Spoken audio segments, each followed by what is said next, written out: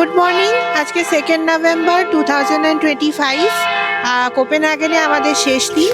তো আমরা বেরিয়ে পড়েছি সকালবেলা একটু দেরি হয়েছে বেরোতে, তারপরে একটু পাবলিক ট্রান্সপোর্ট খুঁজে আসতে একটু দেরি হলো।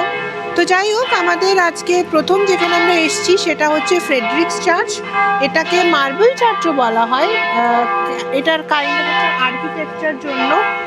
অ্যান্ড আপনি যদি ওপরটা দেখেন, এটা হচ্ছে স্ক্যান্ডিনেভিয়া রিজিয়নের সব থেকে বড় ডোম।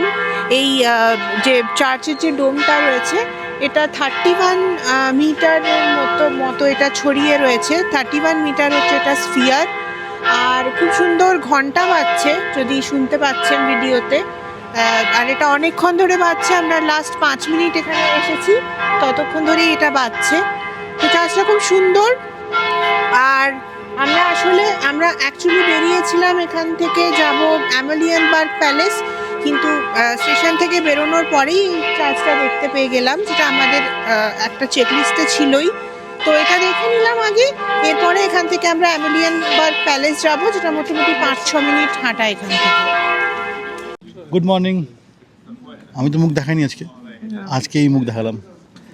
আমরা এটা তো দেখে নিলাম, এবার আমরা নেক্সট কোথায় যাবো? আমরা যাবো অ্যামেলিয়ানবার্গ প্যালেস। ঠিক আছে, আমরা তাহলে ওখানে যাই। আমাদের সময়ের খুব অভাব আজকে। এমনিও 250 বছরের পুরনো প্যালেস। 1760 নাগাদ এই প্যালেসটা বানানো হয়েছিল। 4টে প্যালেস বিল্ডিংস নিয়ে বেসিক্যালি এই প্যালেসটা করা।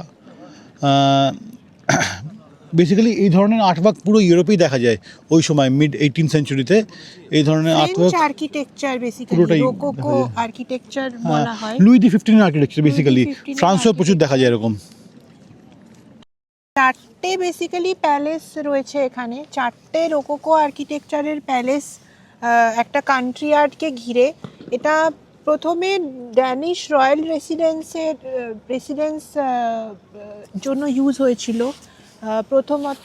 আর এটা যখন ওই ক্রিশ্চিয়ানবার্গ প্যালেস যেটা দেখিয়েছিলাম, ওটা পুড়ে যাওয়ার পরে বেসিক্যালি এটা রয়্যাল ফ্যামিলির বসবাস করার জন্যই পুরো প্যালেসটাকে, এই 4টেই প্যালেসকে কিনে নিয়েছিল যারা রয়্যাল ফ্যামিলি। আর অনেক দিন এরা এখানে বসবাসও করেছে।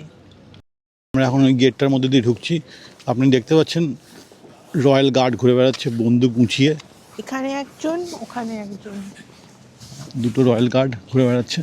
আর প্রতিদিন অ্যারাউন্ড দুপুর 12টা নাগাদ এখানে এদের এই যে রয়্যাল গার্ডস রয়েছে, এদের একটা চেঞ্জ অফ গার্ড সেরিমনি হয়। কিন্তু আমাদের যেহেতু সময়টা কম, আমরা হয়তো 12টা অবধি থাকতে পারবো না। কিন্তু এটা দেখতে এইটা অ্যামেলিয়ানবার্গ প্যালেসে মোটামুটি 11:30-12টা নাগাদ অনেক লোক জমা হয়। এটা তো হয়ে গেল। আমরা কি এবার নেক্সট কোথায় যাবো? আমরা এবার লিটল মারমেড দেখতে যাব। এখন যাচ্ছি হেঁটে হেঁটে লিটল মারমেড। ওয়েদারটা ক্লাউডি, বেশ ক্লাউডি, কিন্তু বৃষ্টি হচ্ছে না। 11-12 ডিগ্রি মতন টেম্পারেচার, বৃষ্টি খুব একটা হচ্ছে না। যেতে যেতে আপনাদের ভাবলাম এটা দেখাই। এটা চার্চ সুন্দর, এখানে হাঁটার জায়গাটা খুব সুন্দর। Saint Albans Anglican church. Saint Albans Anglican church এটা। এখানে প্রচুর এরকম স্ট্রাকচার্স, ছোটো ছোটো চার্চ, বেসিলিকাস প্রচুর, যেরকম ইউরোপের যে কোনো কান্ট্রিতেই থাকে। এটাও সুন্দর। পার্কটার নাম চার্চিল। এগুলো হর্স না, এগুলো বাই দ্য ওয়ে এগুলো বুলস। এই পার্কটার নাম চার্চিল পার্ক। খুব সুন্দর এই জায়গাটা।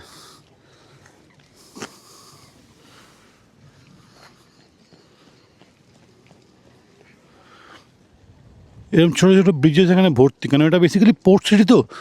তো প্রচুর ইনল্যান্ডে জল আছে। তো অনেকটা স্ট্রাকচারটা অ্যামস্টারডামের মতনই। অ্যামস্টারডাম এরকম ব্রিজে ব্রিজে ভর্তি, কিন্তু কোপেনহেগেন আমার মতে আর একটু বেটার সাজানো অ্যামস্টারডামের থেকে। বোটস চলছে, এগুলো সব ট্যুরিস্ট বোটস। প্রচুর ট্যুরিস্ট বোটস, বিভিন্ন ধরনের বোটস আছে এখানে।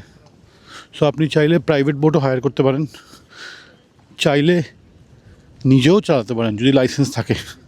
তো সব সুবিধাই এখানে আছে মোটামুটি এগুলো। সুন্দর হাঁটার জায়গাটা, বেশ সুন্দর। তো এইটা হচ্ছে দ্য লিটল মারমেড।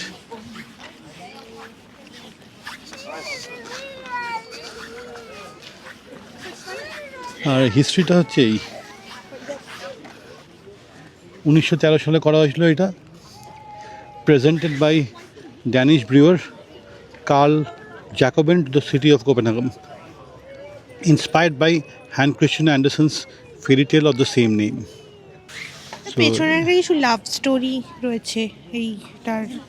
হ্যাঁ, লেখা আছে যে পেছনে। যেটা লেখা আছে সেটা হচ্ছে Carl Jacobsen fell in love with the character after watching a ballet performance based on the fairy tale at the Royal Danish Theatre. The brewer was so captivated by both the fairy tale and the ballet that he commissioned the sculpture of the mermaid.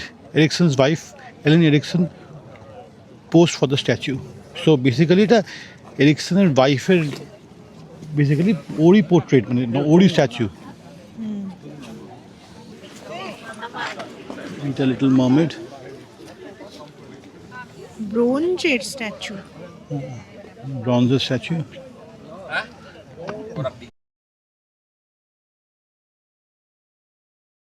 প্রীতি চলে গেছে মারমেডের সঙ্গে ছবি তুলতে, আমি পাঠিয়েছি জোর করে, ও interested ছিল না একদমই। হ্যাঁ, এরকম একটা জানি না ওভার হাইপ জিনিসের পেছনে স্ট্যাচু কেনই বা চোখে ছবি পেছনের তোলে। পেছনের পেছনের ভিউটা ভালো, ভিউটা ভীষণ সুন্দর। ভিউটা অবভিয়াসলি সুন্দর। তো স্ট্যাচুটাও এটাই হলো সুন্দর। Little mermaid. দেখুন ঠিক সামনেই আরেকটাও সেম জিনিস, সেম স্ট্যাচু, কিন্তু কাকচিল পক্ষীও নেই। আপনাকে বলেছিলাম না ছবি তোলার জন্য একজন ভদ্রলোক দাঁড়িয়ে আছেন, সেম স্ট্যাচু সেম জায়গায়, ফাঁকা, কেউ নেই, একটি লোকও নেই। আর ওইটাতে কত লোক, জাস্ট 1 মিনিটের এদিক ওদিক। প্রচণ্ড খিদে পেয়েছিল, চলে এসেছি খেতে। একটা ভালো নুডলসের দোকান পেয়েছি, বেসিক্যালি ওয়ক। এখানে করে নুডলস পাওয়া যায় না, তো আমি স্টকহোমেতে একদমই পাওয়া যায় না, যেগুলো পাওয়া যায় সেগুলো চাইনিজ স্টাইলে, আমাদের স্টাইলে একদমই না। এটা একটা ওয়ক পেলাম, দেখে ভালো লাগলো, তাই চলে এসেছি। এই খাবারটা basically egg noodles with chicken and hot Asian sauce. Actually আমরা দেখেছি যে ওখানে 4টে লঙ্কার ছবি ছিল, অতএব সব থেকে ঝালটা নিয়েছি। এখানে ঝাল মানে 4টে লঙ্কা হলেও এমন কোনো ঝাল নয়, তো ওই জন্য খাবারটা একবার দেখা ভালো করে। সো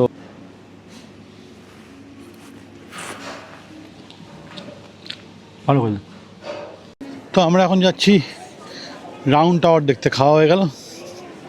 আমরা বেসিক্যালি এটা মিস করে যেতাম, আমরা সুভেনিয়ার কিনতে গিয়ে যেখানে খেলাম তার পাশে একটা সুভেনিয়ার শপ ছিল, ওখানে গিয়ে একটা ম্যাগনেটের গায়ে এই টাওয়ারটা দেখলাম, এটা কি, এটা তো দেখিনি। তারপরে খুঁজে বার করলাম, এটা রাউন্ড টাওয়ার সামনেই একদম, ওখান থেকে মিনিট 10 হেঁটে।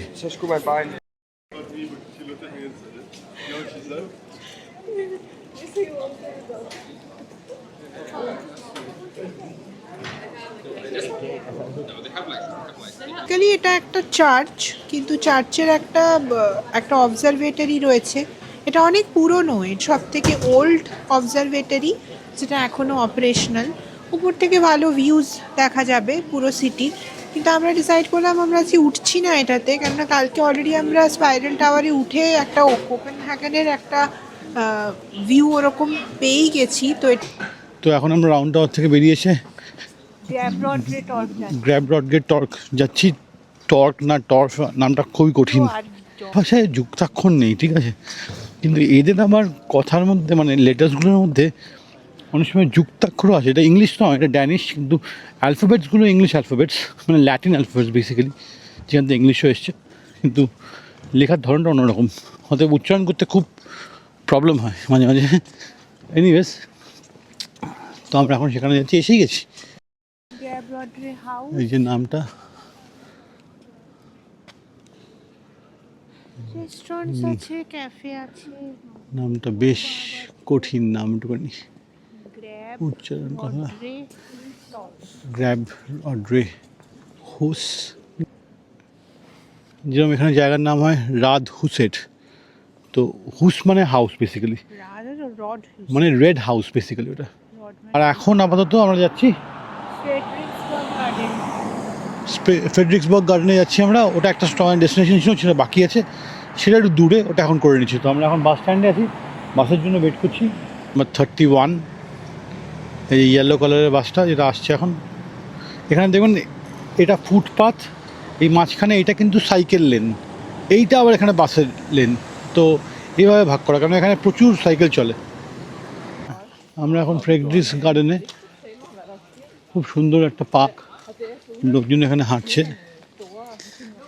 আমরা এটা হেঁটে ঘুরে বেড়াবো, তাই ঠিক করেছি। এবার দেখাচ্ছি আমরা আপনাদেরকে, খুব সুন্দর পার্কটা।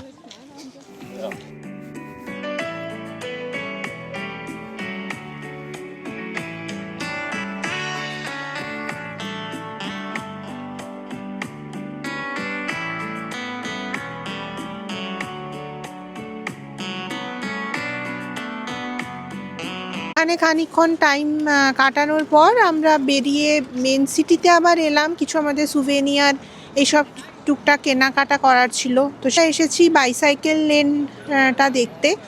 বাসে করে এলাম। বাইসাইকেল লেন এখানে বলে সাইকেল স্ল্যাঙ্গেন। এটা বেসিক্যালি একটা শুধু সাইকেল যাওয়ার একটা লেন। এখানে যদি আপনি বাঁ দিকে দেখেন, এখানে পরিষ্কার দেয়া আছে যেখানে মানুষ বা অন্যরকম কোনো রকম ভেহিকল অ্যালাউ নয়, শুধুমাত্র সাইকেল অ্যালাউ। এদিকটা বাঁ দিকটা দেখাই, এটা একটা বেশ বড় মল, কোপেনহেগেন মল। ভেতরে অনেক দোকান রয়েছে। আর জাস্ট এই মলটার অপোজিটে ডান দিকে একটা খুব ইন্টারেস্টিং জিনিস দেখলাম। কোনোদিন এরকম স্ট্রাকচারের হোটেল দেখিনি, তো বেশ ইউনিক টাইপের একটা আর্কিটেকচার বানানো হয়েছে এটাতে।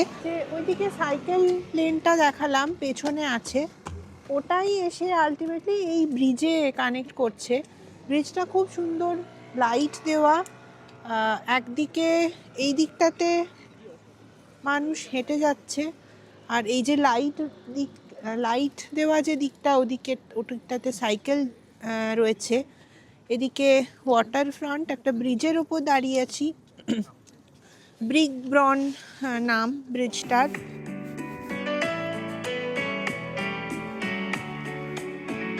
কিছু টাইম পেয়ে গেলাম, এখনও ডিনার করিনি।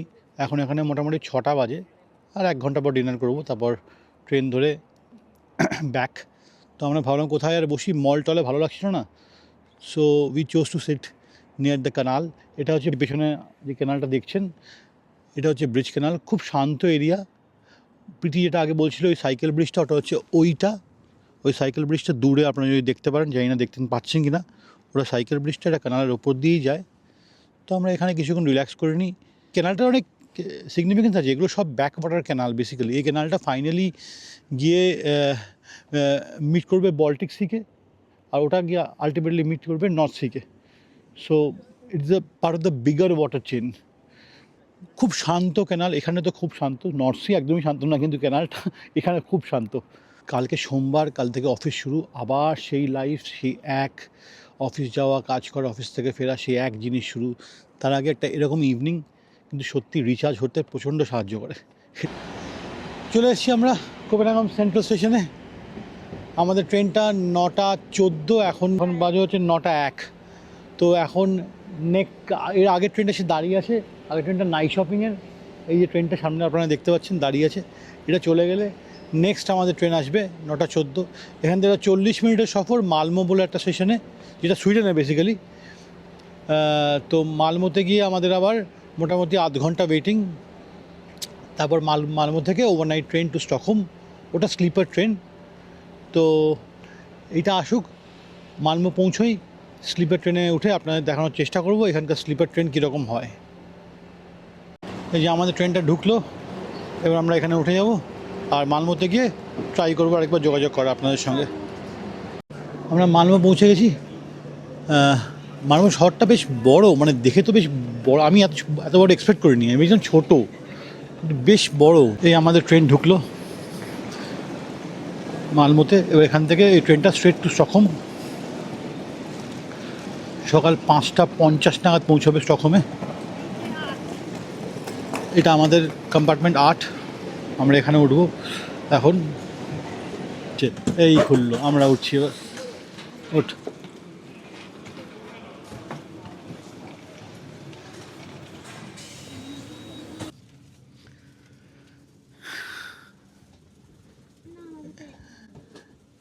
ঢুকে পড়ো। এইটা আমাদের বগি। তখন আমরা এই ট্রেনটা ছেড়ে দিল, অলরেডি 10 মিনিট লেটে ছাড়লো, 10 থেকে 15 মিনিট লেটে ছাড়লো। এই দেখুন কম্পার্টমেন্টটা, তুমি 3টে বার্থ, একটা ওপরে, মাঝে একটা আর নিচে একটা, 3টে বার্থ এখানে। আমাদের এইটা আর এইটা দুটো ওপরের বার্থ, মাঝখানে একটা সিঁড়ি মাঝখানে একটা সিঁড়ি আছে, আর ওপরে আমাদের দুটো ব্যাগ রাখা। বাই দ্য ওয়ে, এটা কিন্তু কূপের মতন, হ্যাঁ, এই দরজাটা কিন্তু বন্ধ হয়ে যায়, এই দেখুন। গুড মর্নিং, আজকে 3 নভেম্বর 2025। আমরা স্টকহোম পৌঁছে গেছি। ট্রেনটা একটু লেট করেছে, 5:53-তে পৌঁছানোর কথা ছিল, সে জায়গায় মোটামুটি 6:10-15 নাগাদ পৌঁছেছে। তা আমরা নামলাম, নেমে এখন মেট্রো স্টেশনে এসেছি, মেট্রো ধরে বাড়ি যাব। জাস্ট একটা মেট্রো 20 মিনিটের। ট্রেনটা খুবই ভালো ছিল, মানে ভীষণ কমফোর্টেবল স্লিপার কোচগুলো। আমাদের মোটামুটি ঠিকঠাকই ঘুম হয়েছে, আর পুরো ট্রেনটাই মোটামুটি ভর্তি ছিল। তো যাই হোক, ভালোই ট্রেন জার্নিটা, ভালোই এক্সপিরিয়েন্স। এবার আমরা বাড়ি যাব। আজকে তো আবার সোমবার, কাজের দুনিয়ায় ফিরতে হবে। তো নেক্সট আবার আপনাদের সঙ্গে দেখা হবে যখন আমরা নেক্সট আবার কোথাও ঘুরতে যাব। আমি প্রীতি, আমি গৌরব। আমাদের চ্যানেল নর্ডিক বং ডায়েরি। আমরা বিভিন্ন জায়গায় ঘুরে বেড়াই এবং তার ভিডিও এই চ্যানেলে আপলোড করি। ভিডিওগুলো প্লিজ দেখুন, আর যদি ভালো লাগে লাইক, শেয়ার, আর আমাদের চ্যানেল নর্ডিক বং ডায়েরিজকে সাবস্ক্রাইব করুন।